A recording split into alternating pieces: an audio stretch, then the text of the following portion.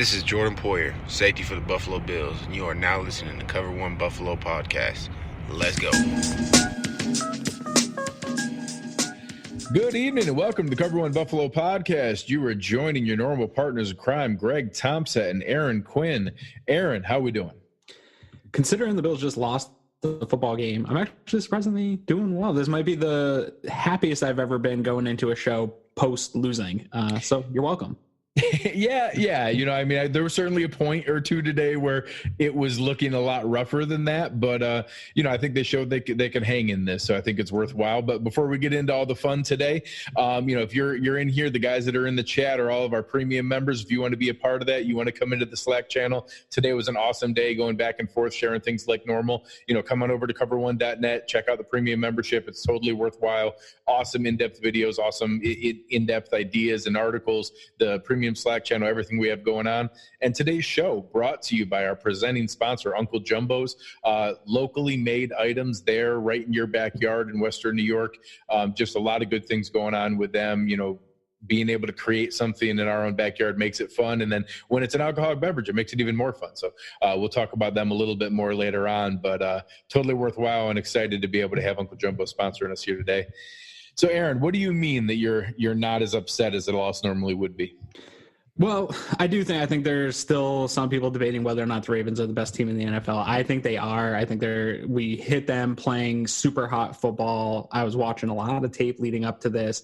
Actually, all the indicators you look at, I'm not a huge stats guy, but I do look at the stats after we watch tape.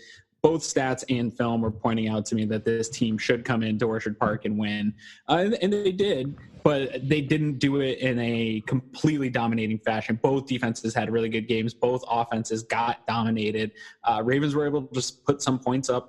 Some of that was due to poor field position from special teams putting them in bad field position. Some of it was Josh Allen turning the ball over, getting them in bad field position. So they were able to score some points, but man, we went toe-to-toe with, by all means, everybody's favorite for the Super Bowl this year. Yeah, you know, and I think that you saw that early on. There were certainly many miscues. I think that it was pretty clear that Josh was a little amped up early on, overthrowing a whole bunch. That is very stereotypical when a guy's got too much adrenaline going. You get a little bit too much behind the ball. You're throwing high. You're throwing, you know, over there. You're trying to compensate for the wind and all the other things going on. So we certainly started out slow, but fortunately the defense was killer early on. So I thought that they kept them in the game. Then later on, we gave up a couple things. We gave up the big play. We gave up the later touchdown drive that looked like it was going to seal it. You know, so it's very similar to some of the other games we've had where you can't blame the defense. They played phenomenal, but we gave up some drives when we couldn't really afford it. And I think a lot of years that would have been the same old Bills. And I put out a tweet saying that, you know, that same old Bills would have packed it in after that touchdown. Same old Bills would have let us, you know, get the ball pounded right at us and driven down our throat. Instead, we answered back, you know, got a touchdown, went for two, caused the 3-and-out, got the ball back, and then we're down there, even with some fortunate calls probably, we're down there with a chance to try to throw a game-tying touchdown as time was expiring. So, you know, regardless of the path that it got there and the challenges that were there, the fact that we hung with the number one seed and the most talented team in the NFL with some rough calls, some rough drops, some difficult things going against us, I think really speaks well to the overall mentality of the team and why this is a team that it's okay to embrace and that we aren't those same old Bills and that there are good things coming ahead. So, you know, still would like to get a win today, but I thought there were plenty of positive takeaways. Yeah, I think some of the positive takeaways are you look at how other teams that people hold in the caliber of these top teams in the NFL have played against the Ravens, and they have also lost. Seattle, New England, and I would say New England got more dominated at home than the Bills did today. I think the Bills defense put up a much better showing than the New England defense did. And going into that Ravens game, the New England defense was being talked about as a, you know, all-time great defense up there with the 85 Bears and what they were able to do up into that point. So going toe-to-toe with them, I think we talked about it a lot on Wednesday in our matchup show, was this is a great measuring stick heading into the end of the season and hopefully the playoffs here when they win one more game going forward. So we went up to the top of the NFL, a great measuring stick, and I felt the Bills came out of that successfully, that this is a team that can play against anybody in the playoffs when it is just one and done. That's the beauty of the NFL. I feel pretty good that they can match up with any of the teams in any of these graphics that are potentially going to be playoff matchups for the Bills. Oh, yeah. I mean, they did it today. They had a chance in this game today. Yeah. The same thing.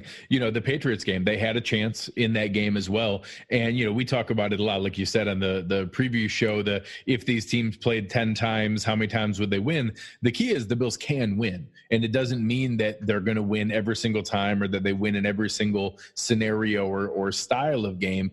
But the fact that we can hang in these games and hang with the very best teams means that you can get hot at the right time. And you look at the Super Bowl runs that the Giants went on, the Super Bowl runs that the Ravens went on, those were not pretty teams, but they figured it out at the right time. So I'm not predicting that. I'm not getting crazy, but this team can hang with anybody. So let's get into a little bit of the details. Packers team, when Rodgers finally got a Super Bowl, that team ended up going on a run. I feel like they started down. At week 8, they started down. It happens all the time.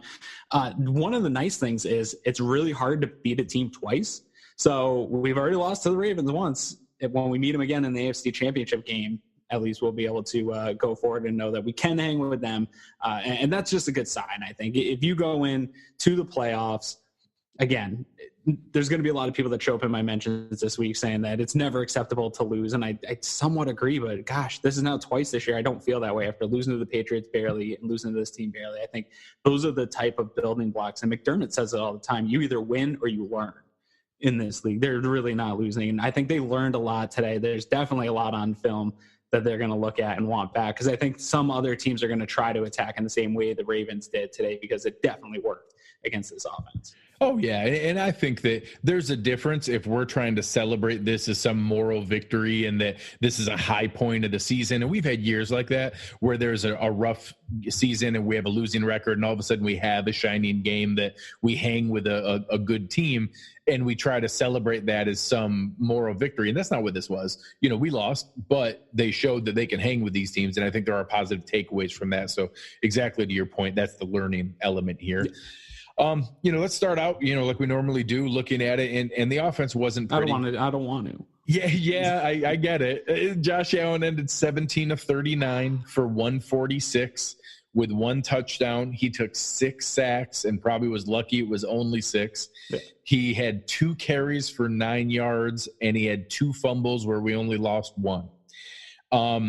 It was, I'd say, one of his worst games of the year without the backbreaking turnovers. So I don't put a blindside hit with a guy like Matt Judon coming at you with the full hatchet on your throwing arm where you have no idea he's coming, because we decided we could block him one-on-one with Dawson Knox. And that all of a sudden that puts that on Josh Allen. He didn't make those kind of decisions. He didn't do that from putting the ball at risk, but he did make several weird decisions from when to take a sack versus throwing the ball away. And I get it, when you're getting the blitz coming at you over and over again, it's tough not to, but man, he bailed out of some clean pockets when he did have protection. So it was just a rough game. He was obviously amped up early on, knew everybody was talking about this game and really wanted to be, good with the ball and to have a great showing. So I respect that. But it took him a while to get into a rhythm, and that was certainly difficult to see. Yeah, and I'm not even sure some of the stuff, the misses overthrowing guys, I don't know if that's amped up or not, or if Josh is just still struggling on those throws, because we've seen him at all points in games throughout the year where he's got guys beating the defense over the top and he's just missing them. He did connect a little bit closer with Singletary later on, but still gave Singletary a tough ball. That's a tough ball for a guy like that to bring in. So I don't know if it's amped or whatnot, but when you have a young quarterback, and Josh is still very much a young quarterback, and you get a super aggressive defense that's playing hot right now. They have a ton of confidence. They're one of the best passing defenses in the league. DVOA has them as number 1, so it depends what your metric is. You're going to have a game like this. You just are. The offensive line still isn't the best one in the league. They're going to have problems against a team like this. The last 2 weeks, we've seen teams that aren't blitzing a ton, and then you go into the most blitzing defense there's going to be that no matter how many days off you get. So it was something I was worried about all week, was the aggressive nature of this defense. And I'm a little bit disappointed in some of the stuff you pointed out about Josh. I thought we were past the turning your back, taking bad sacks on third down, taking sacks that get you out of field goal range. Some of those types of things, I felt like maybe we were past that point with Josh Allen, and to see him start to regress when the things are getting scary and you kind of maybe are seeing some ghosts, things like that. It stinks to see him regress, but it is the natural progression of a young quarterback. We're going to see some of that. It's not going to escape him totally. But like you said, he, outside of the fumbled sacks, he didn't do anything to put them in a terrible position. And that was the Josh Allen we saw last year. So if he's going up against good teams and having a bad day, as long as he's not pulling the game he played against the Patriots early in the year, I can somewhat live with that, because I said it all along. I feel pretty good if the Bills are within a score in the fourth quarter with a chance. So it didn't work out today, but they were in that position. They did drive the ball, whether or not it was the refs' help or not. I feel pretty good when Josh Allen has the ball in the fourth quarter with a chance to win the game. So give me that in the playoffs all day, and this year is a super success. Oh, yeah. And I think that's the only way to look at it. And the guys in the chat are talking about it here. Adrian made a great point that I think in the running game, Devin Singletary showed he is a legitimate threat. He is just a slippery player. It's crazy to be, not the measurable check boxes that you see from so many, superstar athletes at the combine, and to have him miss on so many of those elements that normally are key metrics to athleticism. But he is just so phenomenal at everything else. The vision, the balance, those quick little moves and jukes, and the dead leg stuff that he does, where it's just kind of pivoting where his body weight is to let the tackler fall off his body.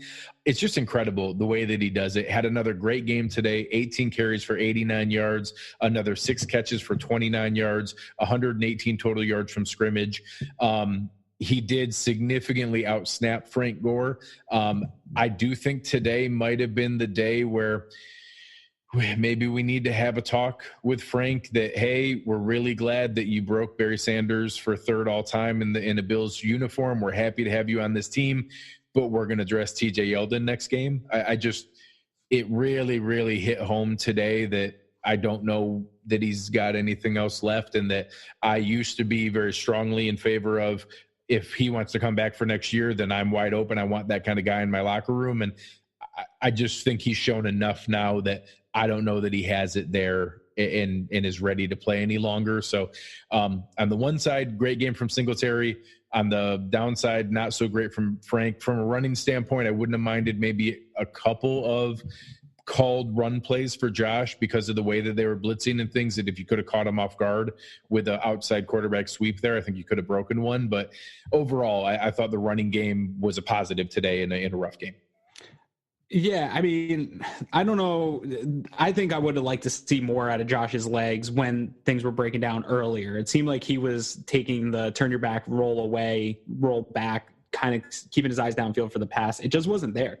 They were playing great coverage. I think when the All-22 comes out, there's not going to be a lot of those plays that he turned around and rolled back that guys were wide open downfield. I think there was a lot of good coverage. I would like to see him, when that play breaks down, find the lane that will be available and try to rush for that. We didn't see a lot of that.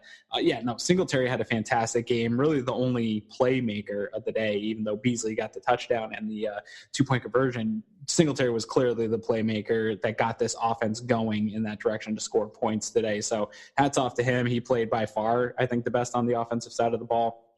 I'm not necessarily there with you on the Frank Gore thing yet. I do think that he's playing poorly now. He's not being utilized in the way that a Frank Gore is going to get going. If he's only getting 4 touches, I expect low numbers from him, not being a premier back. He's really not used to playing a role where he's only getting 4 touches, but I just don't think TJ Yeldon really provides anything for this team either. And we have seen some good things come from Frank Gore here this year. Just 2 weeks ago, he got off with a 20-something yard run against the Broncos. So he's still got something in the tank. I just don't know if it's the usage that he's getting or if he's really done. But either way, I don't think that there's a major upgrade of throwing TJ Yeldon back there. He didn't show me a ton. He played pretty well against the Patriots.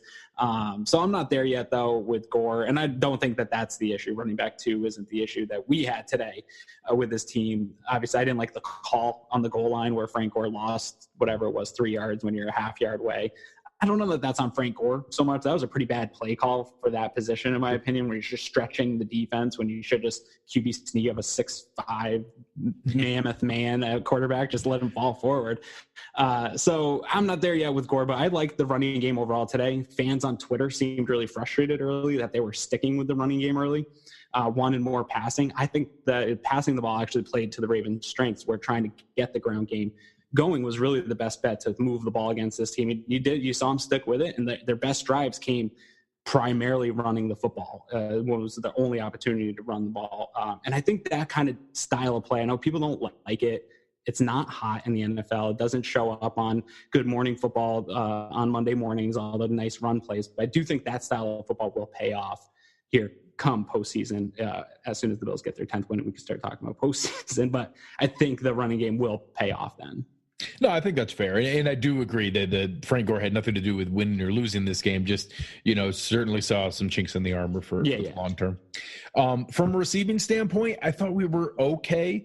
There were certainly plenty of those that were on Josh, but 2 critical drops on Dawson Knox on a huge 3rd down in the 3rd quarter. Another one on a great out and up call. That, again, this is one where people are killing Brian Daboll. And again, I don't think Daboll had a great game today, but they called an awesome out and up to Cole Beasley on 3rd down that hit perfectly. Josh threw a perfect strike on it. And Beasley, one of our most sure-handed receivers, it hit him in the hands and he couldn't bring it in. It went right through the basket. And just those are the kind of plays that are tough where, that's not the play that Daboll called. He didn't call the Cole Beasley, let it fall through your breadbasket play. He called a great out and up to catch them, knowing they were being aggressive, knowing that, that's the kind of play you set up all game long because they know Beasley's running and out, just doing those option routes for the quick little juke. They know the guy's going to jump it on 3rd down because we're just trying to convert for the 3rd and short. And they hit him with the out and up, and that should have hit for a 30 or 40 yard play there.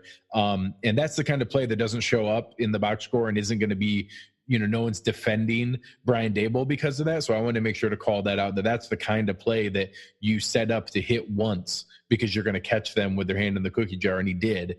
And Josh made a perfect play, and they don't help him out there. So there were other positives. I thought there were some good plays. Obviously, Dawson Knox, again, he drops a horrible play, and then he makes an amazing one-handed catch against his bicep when he's half being interfered with. So all those kind of things are part of what you're trying to put together, needing more consistency. I thought today was okay, but again, this came up in the chat with some sharp comments that it does show that we need one more weapon. I think we are one good receiving weapon short of a high-end offense, and that's certainly going to stay at the top of the wish list this offseason.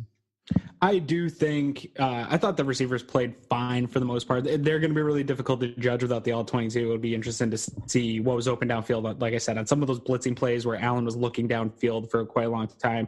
I think the offensive line did play poorly, but there were a number of times where Allen had time to make a play, and I'm guessing that there wasn't a lot open downfield. But we'll see that when the all-22 comes out. As far as Brian Daboll goes, yeah, I'm sure there's plays that he wants back, just like everybody has plays he wants back in a game like this today. But I don't know. I think he'll be the scapegoat primarily for the offense this week. I think everybody will talk about everything else, but I think a lot of attention is going to come on Brian Daboll for this. I don't know that he coached that poorly of a game. There was a lot left on the field. You brought up the Beasley one. He set up another nice screen to Devin Singletary that went right through his chest, and there was a lot of space open there. There was a lot of those plays that he dialed up that got guys in position to make plays, and execution was poor. We saw it on the screen to Singletary that went for almost 18 yards, gets called back for a holding. I think it was a soft holding, but there's nothing Brian Daboll can do there. So when you really look, yes, there's probably some stuff to point at, but I don't think this wasn't the worst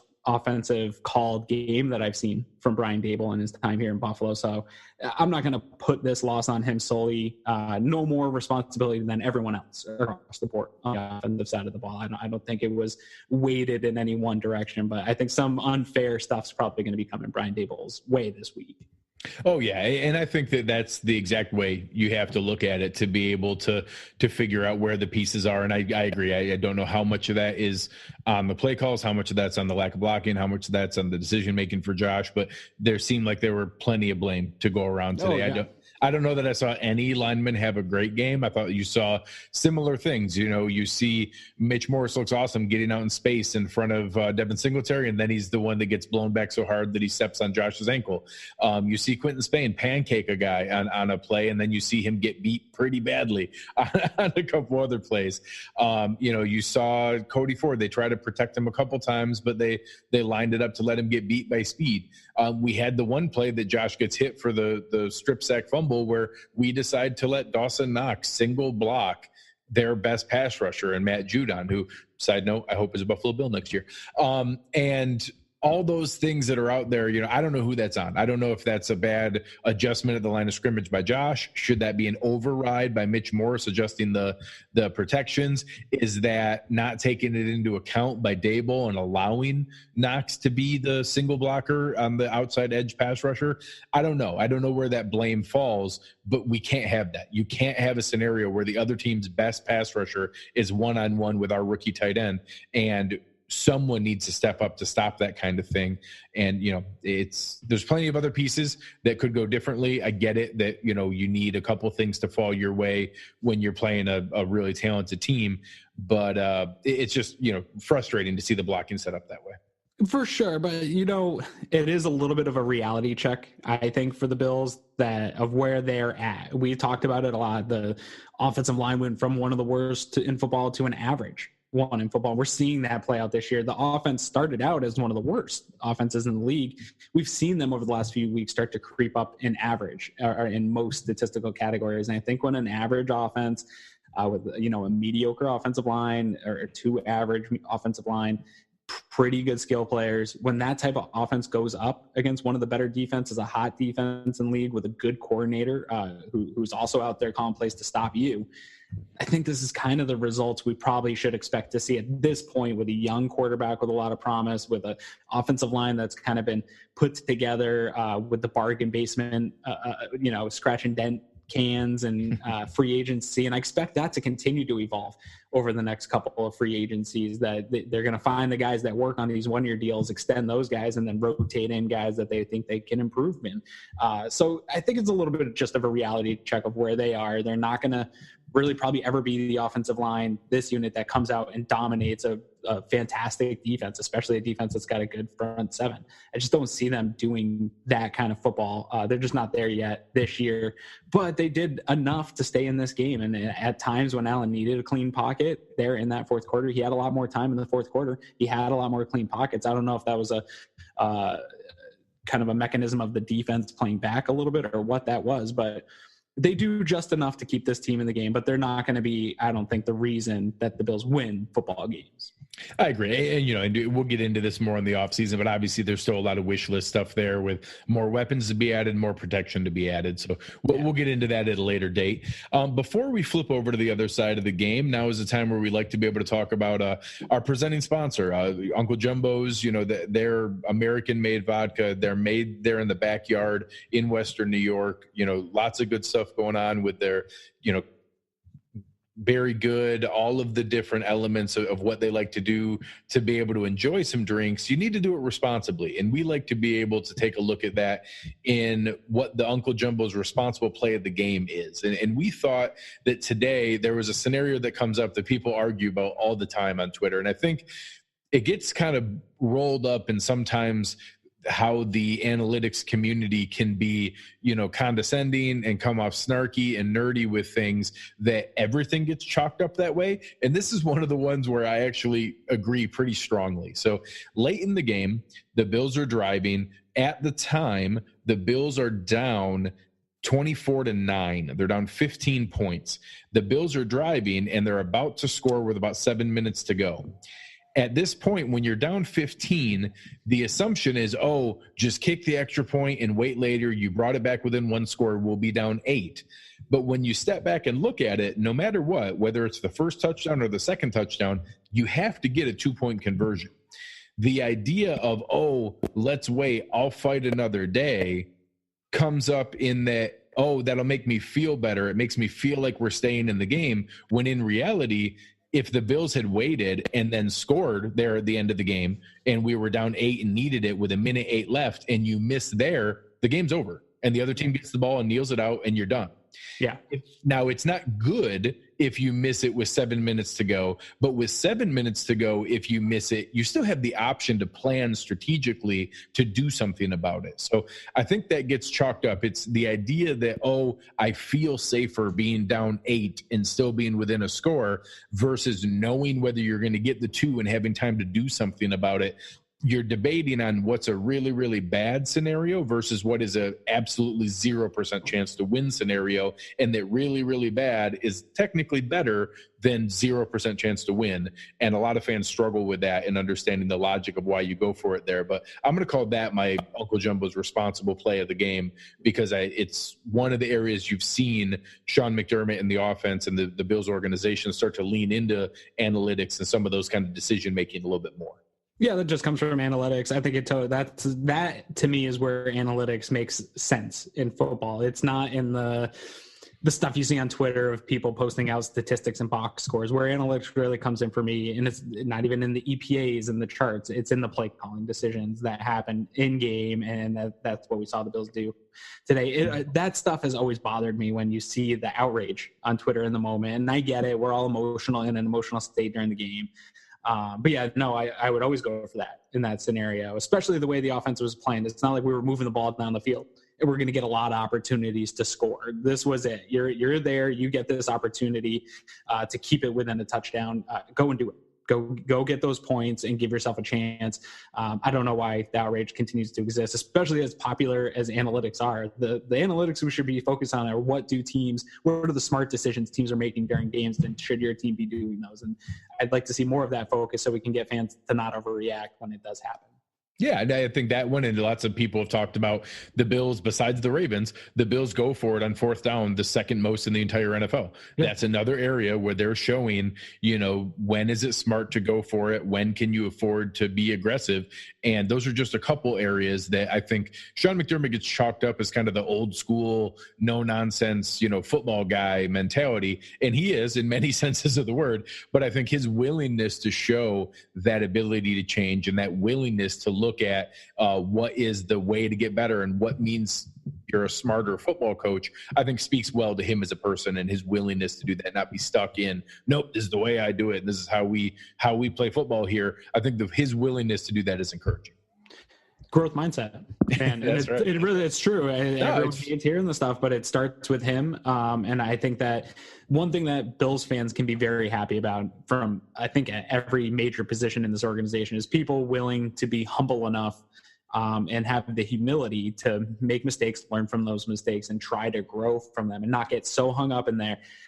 We've seen it with Rex Ryan, where you get so hung up in your own hubris of, I know what I'm doing and I don't care that it didn't work. I'm going to continue to do the same thing I've always done because it's successful. I don't think you have that with Josh Allen, with Brandon Beane, with Sean McDermott, with all the major pieces of this organization moving forward. They're all willing to learn. They're not super stubborn or thick-headed where they're just going to continue the same thing just because. So I think that's a good thing. And it shows up, like you said, in the going forward on this 2-point conversion and in the fourth down stuff. I think he's starting to bust up some of those narratives that he's just an old school coach that's going to run 2 tight ends and run up the middle every time. It's not there. It doesn't exist in the analytics. So let's take this time to now flip over to the other side of the ball, which today I thought we've seen this script a couple times where I think the Bills were on the doorstep of a dominant, huge performance. We held the number 1 offense in the NFL to 257 total yards. We kept Mark Ingram to 50 yards. We kept Lamar Jackson to 40 yards rushing and 145 yards passing. We did let up one ugly big play right in the beginning, their first possession in the second half. Again, I talked about this on Twitter, the gravity of Lamar Jackson caught us on all 3 touchdowns where the defender has to be looking at him, has to check in where he is. And when you lose your guy for a split second or he gets you to debate whether you're going to run it or whether he's going to throw it, he can get a guy behind you. And it literally was all 3 touchdowns. One of them happened to be a 61-yarder to Hayden Hurst where Jordan Poyer got caught looking in the backfield, checking on Lamar Jackson and didn't realize that Hurst was leaking out deep behind him. but it just was really painful for those. And just about every other play was phenomenal. I thought the defense played really, really well, kept them in check, was making sound tackles. We didn't see a lot of broken tackles, which is where a lot of the worry was. I don't think we got as much pressure as I was hoping for on Jackson, but we did get a sack and we did get him to get rid of the ball early a couple times. But I thought the defense overall played really well today. I closely this week, because I'm just enamored with Lamar Jackson and what Greg Roman's doing with this Ravens offense. It was something I was super worried about. It was showing up in the stats. I took a long, deep look at it, probably more than I have done against, other teams with as big of a game as this was. And I'll say I have not seen Lamar Jackson look that uncomfortable for an entire game yet this year. Yeah. And that includes some very good defenses that they've played against. Plays that he normally pulls out the holy cow, how would he do that, didn't really exist. He got Milano on one ankle breaker that is just unfortunate for Matt Milano, because that's going to be all over everywhere this week. You better stay off Twitter. But outside of that, you just didn't see it. He tried a couple times. Everyone was very disciplined along the defensive line. Shaq Lawson had a phenomenal day. He was a big part that's not going to show up in the box score, but a huge part of what they were able to do to kind of contain Lamar Jackson in this offense. And really, outside of the huge play to Hurst, I was super happy. You're going to give up some points to this team. That's going to happen. I don't mind some of the longer drives that ended in touchdowns. Some of them that ended in points were the offense putting them in a bad position. I think if you took some of those drives that the offense put them in a bad position and knocked them back another 40 yards, or a bad punt put them in that position, I like our defense going up against any offense in the league when they have to go 80 yards down the field and drive. If they're putting up points on a long 11-play drive against our defense, fine. You deserve those points. The big play spilling over, that hurt. But outside of this was one of the most, I think, fantastic performances we've seen from a Sean McDermott, Leslie Frazier defense so far this year, just because how this offense had been playing coming into this game, looked unstoppable. Everyone all year has been talking them up as this is the new NFL now. This is an unstoppable team, and we've seen them plow through good defenses. While they did put up a decent amount of points, I felt that the Bills really dominated them with our defense, and the offense just put the too much stress on the defense to hold them from scoring too much. Yeah, I mean, it doesn't get any simpler than we held the number one offense in the NFL to 257 yards. I mean, It's their lowest output of the season. So, did we give them a short field a couple times? Yes. Did we give up a big play that, the short field and the big play make the score look more inflated than what the defense's performance was? But they know that they hung in that game. They controlled that game from a defensive standpoint, and certainly have the confidence, just like you said in the opening, that if we meet them again in the playoffs, we know we can hang with them. We know we can make this a good game, and certainly have what it takes to be able to do that. So, and what offenses do we have left this year that are going to present the multiple dimensional challenges that the Ravens that they just faced today and the game plan they put together today? This defense is locked in again to where they were before they started giving up, bleeding out a bunch of rushing yards. They're back locked into how they were playing at the beginning of the season, and that puts them in a really dangerous position here going forward for any team that comes across the Buffalo Bills. Absolutely. No, I mean, NFL defenses are petrified of Duck Hodges, so we'll deal with that when it comes up. Individually, I thought your call on the defensive line was great. I thought that there was some good penetration, but the most consistent name that I remember is Shaq Lawson. I think that from a pressure standpoint, Jerry got back there a couple times, but for the discipline, maintaining, contain, not falling for all the eye candy, and there's a lot of eye candy with this offense. Shaq Lawson played great. Was just he in the box score, it shows 2 tackles, no assisted, no other statistics. That's not equal to the incredible performance that he had and what was out there. So I thought that he played an outstanding game. I thought that from a linebacking standpoint, again, besides the one unfortunate highlight that Matt Milano is going to have to deal with, I thought Tremaine Edmonds, the same thing. Tremaine Edmonds had a really ugly one early where you could see that he just underestimated how quick Lamar Jackson could get up to top speed. From once that settled in, both of them played great the rest of the game. Sound tackling, didn't give up second yards after contact, didn't give up any of those big plays outside of there, and I thought played really well at the linebacking spot. And I thought Lorenzo Alexander had one of his best games of the year. I haven't been super kind to him from the scrimmage standpoint and his space and coverage. I love the fact he's on the team. I like him on special teams. I don't mind him as a versatile rotating defender, pass rusher, but I get a little nervous in coverage. And I thought that he really showed himself reasonably to be ready to do that. So I thought the linebacking core looked good today. In regards to Zoe, this is the kind of game where a guy like Lorenzo Alexander should shine. It's going to be one that relies on discipline, what you know, film study, all those things. And I think that's probably where Zoe has the edge on every player on this Buffalo Bills defense, outside of maybe Micah Hyde and Jordan Poyer. I think he has the edge there that he was not going to be out of position today. He knew the magnitude of this game and the prep that he got this week.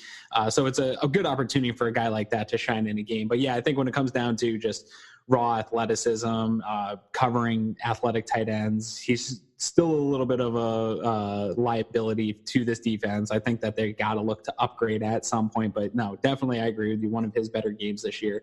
I wish that there was some statistic that came up with an assisted tackle or something on some of the plays that, like you said, Edmonds and Shaq Lawson played, where they keep contained on Lamar Jackson, but somebody else comes up with the tackle. There's got to be some type of, like, you've been watching a lot of hockey, some additional assists. When there's like an assist to an assist, there's got to be some type of score where Shaq Lawson's contained, gives him something in the box score that looks nice, because those plays were continual throughout by the entire defensive line and linebacking core, where guys were just keeping contained, keeping everybody hemmed in, and it was allowing somebody else to, come in and make an aggressive tackle on the defense. I thought overall tackling was pretty good today, which you had to have.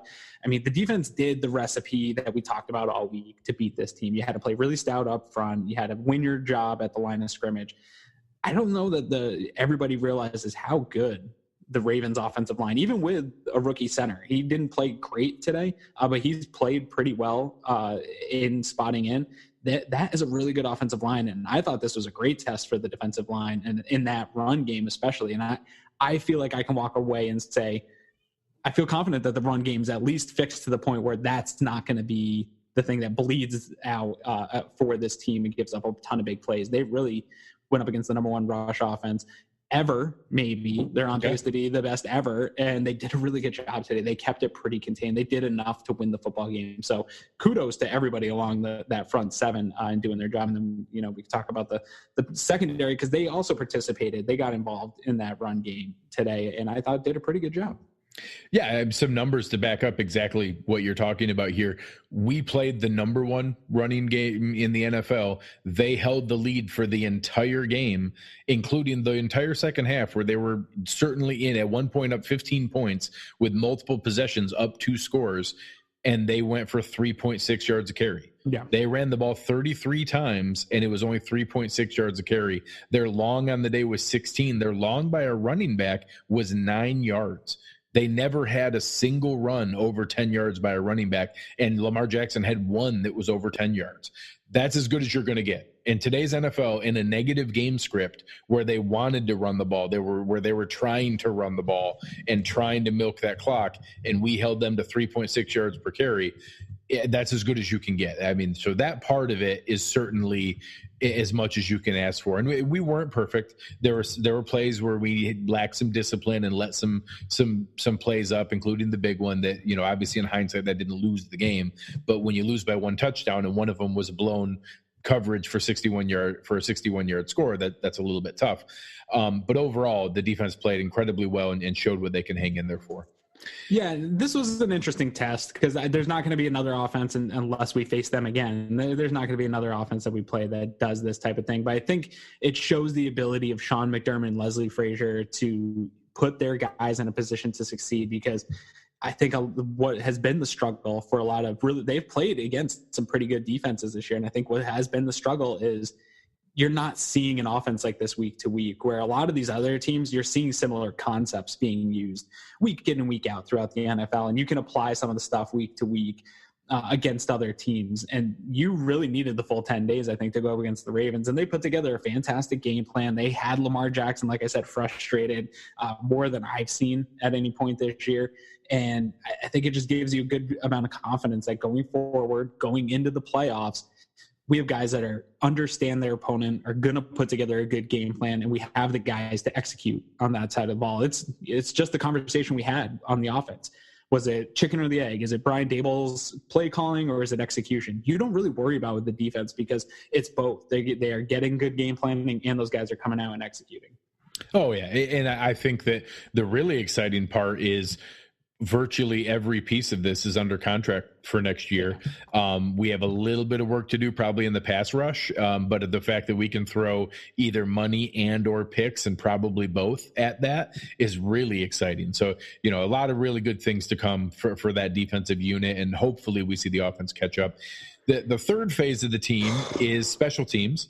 So let's do some good news, bad news here. Let's talk about Hauschka first. Steven Hauschka played really well. Made all 3 extra points, a really windy day with 30-mile-an-hour gusts, and he made a 48-yarder, a 47-yarder into the wind that was dead center, and then another 36-yarder that was actually wind-aided and an easier one. But Hauschka looked good. It doesn't mean we don't have to worry about field goal kicker. It doesn't mean that everything's fine and you never have to worry again. But it does show you that, hey, we probably could have it worse than some other teams have it from a kicker standpoint, and that he is worth hanging on to.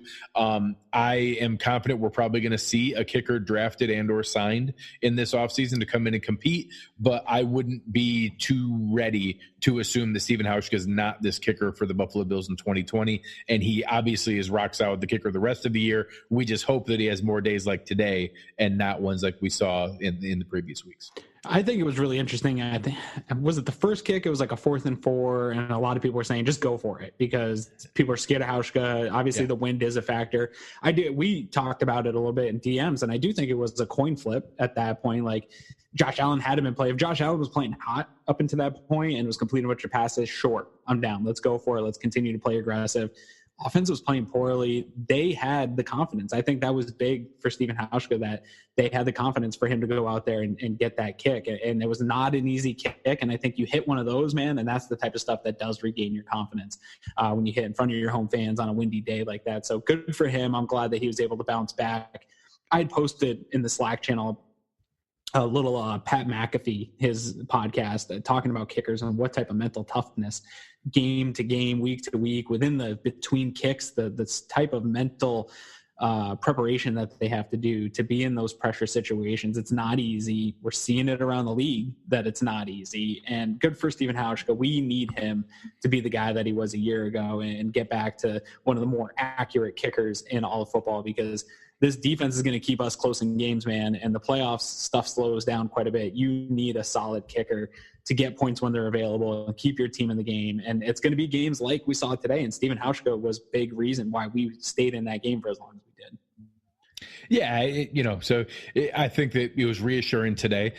On the other side of the ball, or the other side of the kicking world, you have Corey Bojorquez, and it's just infuriating to see the potential of a guy who can open up with a 67-yard rocket, follow it up with a 35-yard punt, then actually have a decent one. This will look bad in the box score because it was only 41 yards. It was fine. It was an okay kick. And then even the next one looked bad because it was a 33-yard punt. That one was actually on the 4th and 17 where you couldn't really go for it, and they downed it at the 8. That one's solid again.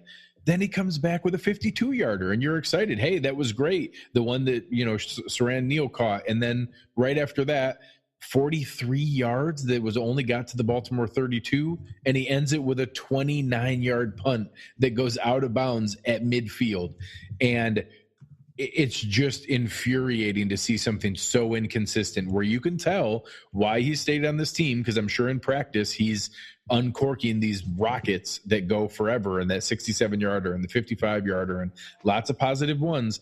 But you can't be 50-50 in this league. That's simply not good enough. And a game like today where we were battling the best team in the league, you need special teams to be in your favor. And he gave them a short field multiple times.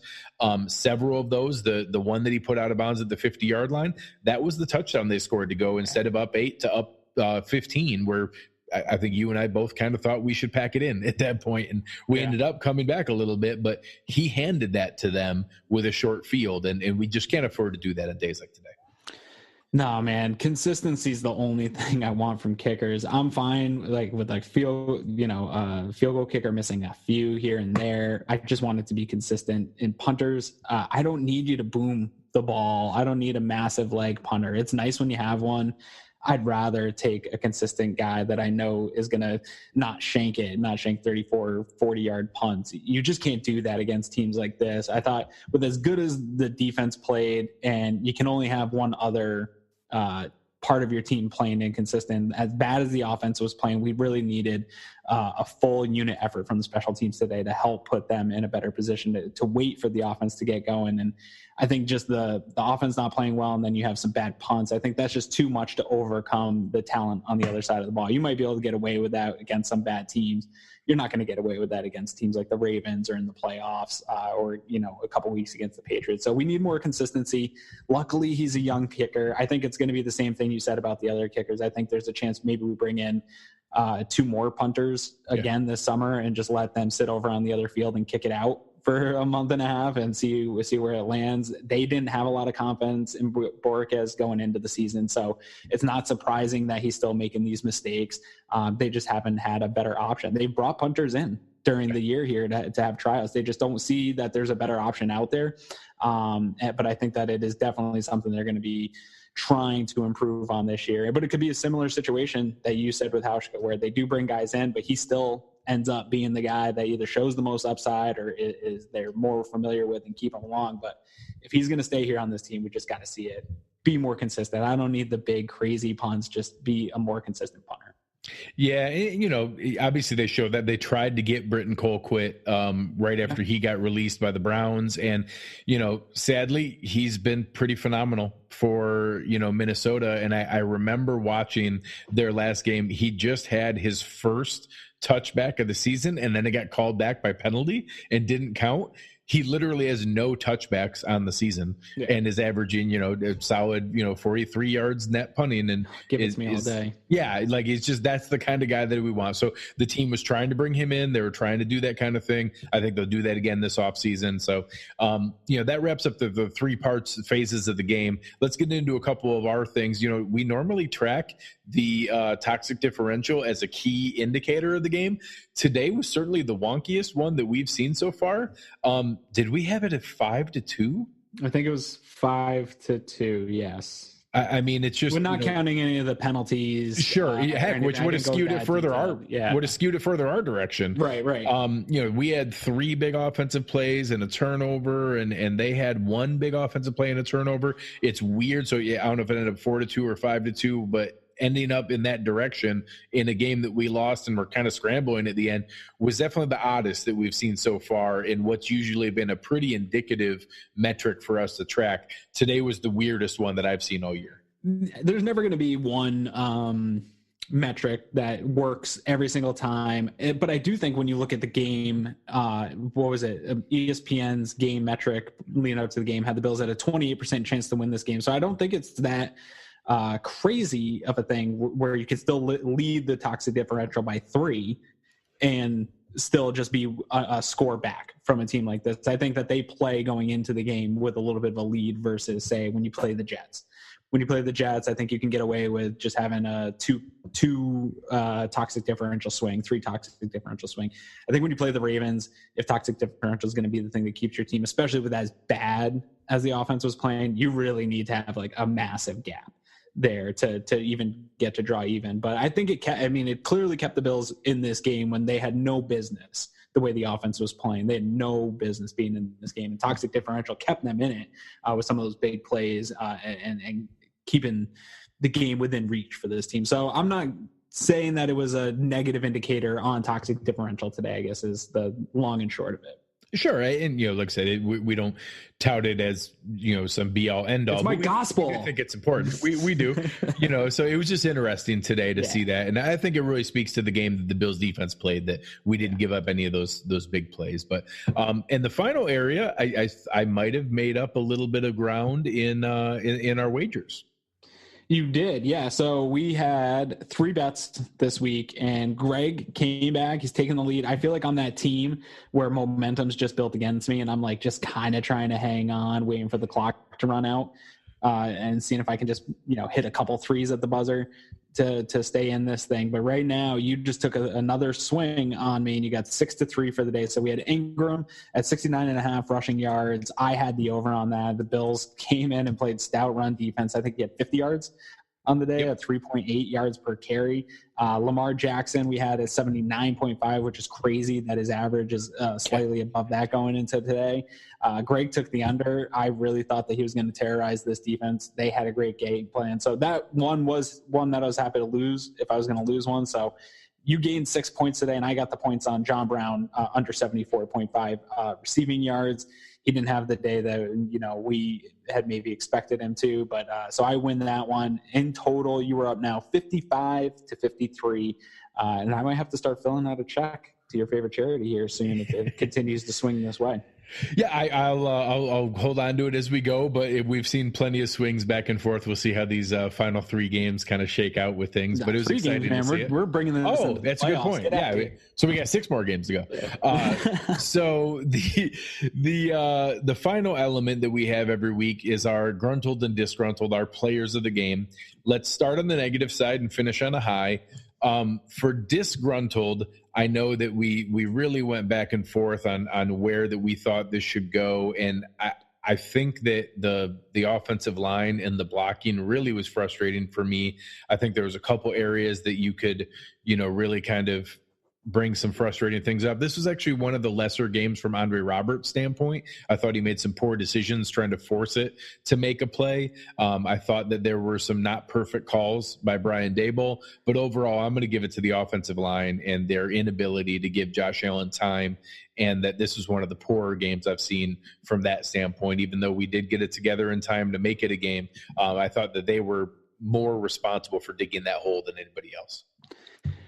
I don't think that's a bad call. I was very close to picking the offensive line. We talked about it a little bit before we went on air, and I just wanted to kind of have something different because there was plenty of blame to pass around in this game. For me, it really came down to 3, though, that were going to get this disgruntled award from me, and it was Josh Allen, Corey Borquez, and the offensive line. I think any 3 of those is a great candidate for this, but for me, I went with Josh Allen. He had open guys to make big plays in a game like this where you're being talked about all week.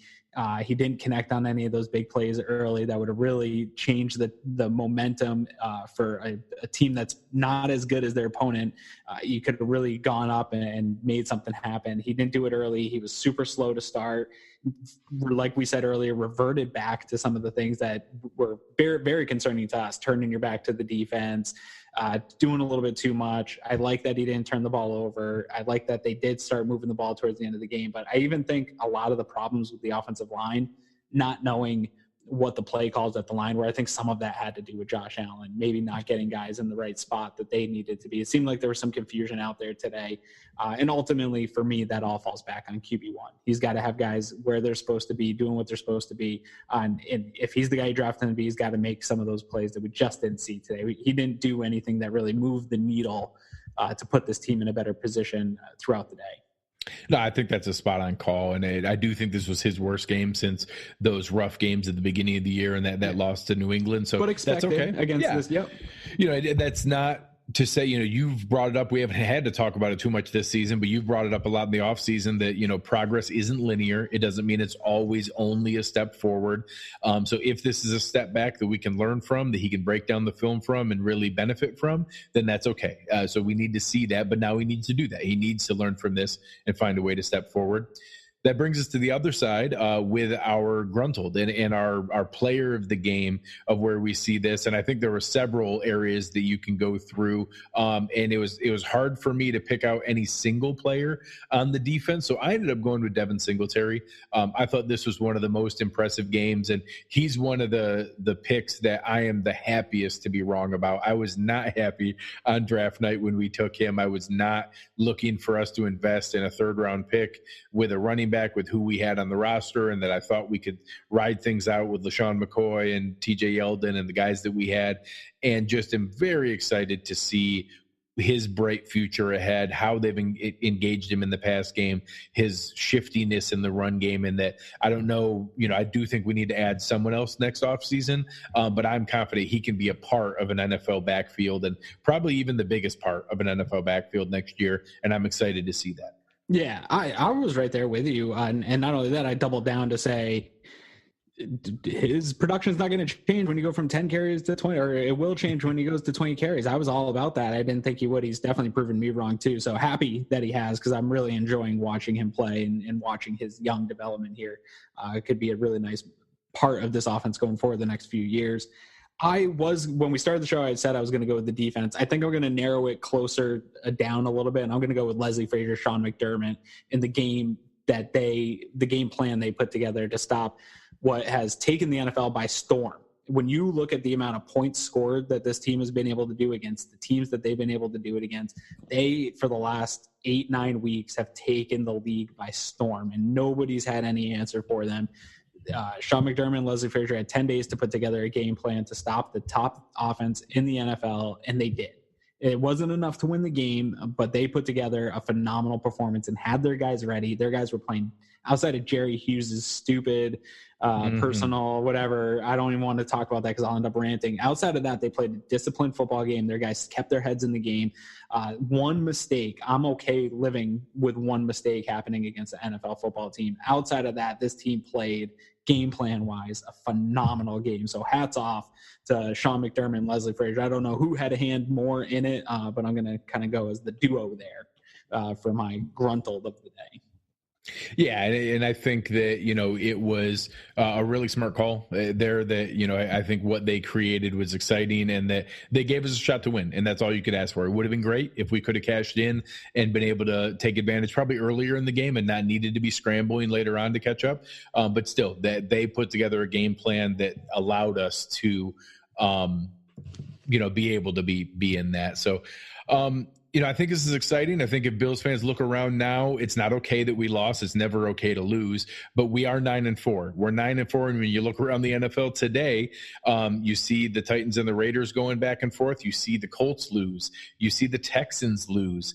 You see multiple teams stepping back and not being able to step forward and take advantage of anything. So it looks like maybe the Steelers are going to beat the Cardinals, and we're going to have a game next week that's rock solid for the 5th seed. The Chiefs are up 10 points on the Patriots. So maybe if things get crazy, maybe the division is still hanging in the balance when we go to play them. There are other things that could still happen here that make this end run interesting. It looks very likely that the Bills are going to be right there as a 5th seed, and that we're in position to be able to win one more game, lock things up, hopefully get a couple of wins here, and really set ourselves up well for a fun and exciting playoff run. And that's something we haven't had in a long time, that we're able to look forward to that. So it didn't happen today.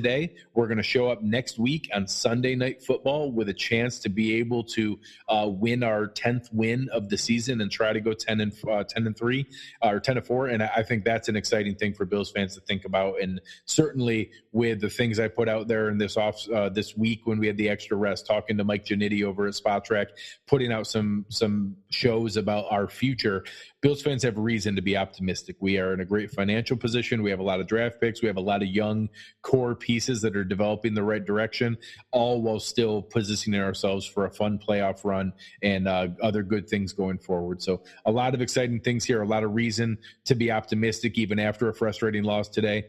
And I'm excited to be a part of that. Yeah, no, it's going to be fun here, a few weeks. It could get real shaky, though. This team has to regroup. These are the types of losses. You put a lot of work into it. You had 10 days. You put a lot of work into it. Your defense felt like they probably did enough to win this game.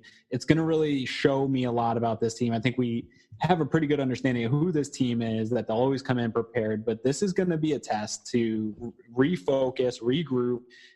Even though this Steelers team's led by Duck Hodges, they still have playmakers, and we'll get into it this Wednesday. They still have playmakers on the offensive side of the ball. They are a good defense. This isn't going to be, in my opinion, just you walk in and expect a victory on the road in the NFL in a game that matters big time to both teams. So this is going to be another week where they have to rebound, put this loss behind them over the next 24 hours and get back to work, because this is a team that's playing for a lot, and the Bills really need to secure that win. I don't want to go into New England not with a 10th win. I want to already have that win in the bag. So this is a big week. And I think, everybody's soaking this loss. Get on Twitter, yell at whoever you want on Twitter, Brian Dable, Josh Allen, I don't care. Yell about it for a little bit, but it's going to be time to move on to the Steelers. And this is going to be a big one, man. Primetime game, a lot on the line. This is going to be fun because, Josh, dude, we've talked about it quite a few times here, Greg. You drop 2 games in a row and things start to get real iffy in the NFL. So hopefully they can take care of business here this week and we can just have a nice, fun, relaxing couple of weeks where we're just sitting back, drinking eggnog, having a good time. Sounds great, man. Let the people know where to find you. You can find me in the Slack channel, premium Slack channel all the time, spending way too much time over there. So get at us if you want to hop in there. But then you can find me at Aaron Quinn 716 on Twitter, taking heat, getting bad takes, and asking Bill's cold takes to expose me mid-game a couple of times. I'm not scared to be exposed for my bad takes. You could find me the same thing out there having fun on Twitter, going back and forth, sometimes getting very, very petty with a lot of the retweets. But you can come out and be able to find me at Greg Thompsett, GregTompsett, having a lot of fun, being able to go back and forth. Everybody enjoy the rest of the football here. Look forward to our show coming up here on Wednesday. We will preview our primetime matchup with the Steelers. But you have been listening to Cover One Buffalo, and we are out.